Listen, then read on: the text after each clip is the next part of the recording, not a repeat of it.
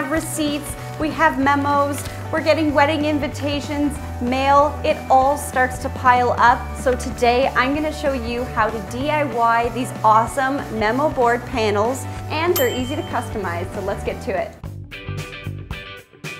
So take your 1x10x6 board and you're gonna cut it into 6 squares using a miter saw or a circular saw.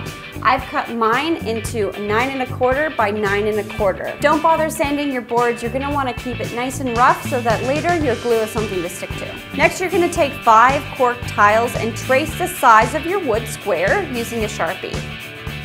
Then cut them out using scissors.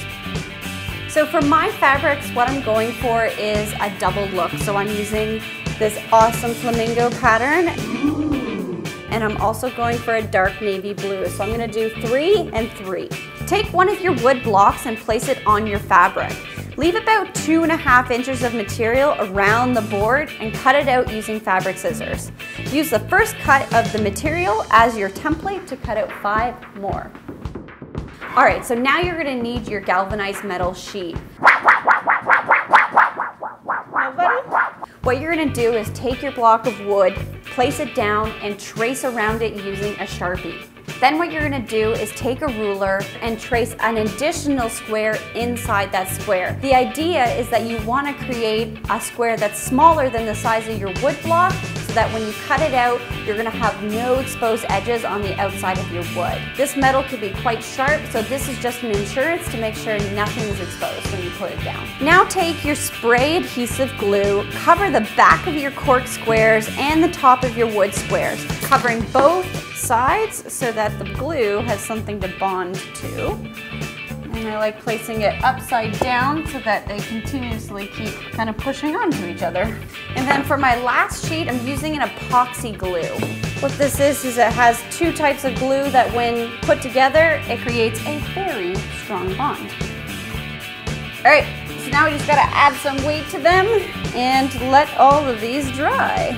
While we're waiting for our blocks to dry, guys, if you haven't already subscribed to our channel, make sure you do and click the notifications because we have awesome content coming your way.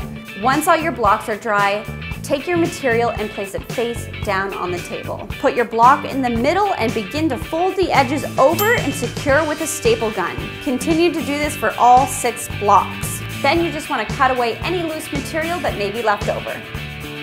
As a fun way to hold mail and other notes and invitations, I'm taking a bungee cord, tying a knot on both ends, and I'm running it across 3 times on one block and stapling it in place. Using a hammer, attach your sawtooth picture hangers to the back of all 6 blocks. You'll want to make sure all the hangers are measured to the same distance from the top so that they hang level to each other on your wall. Now all you have to do is add fun pins and magnets to your boards and hang it in the desired spot. These DIY memo boards are really simple to customize to your space. Try a minimal look or have fun with floral patterns. It's simple and easy to create in an afternoon. Thank you so much for watching. I hope you guys loved this project as much as I do. If you did, give it a big thumbs up and let me know what kind of projects you guys want to see in the comment section below. And I'll see you later. Sounds really like sci-fi, like all of a sudden there's a spaceship going by.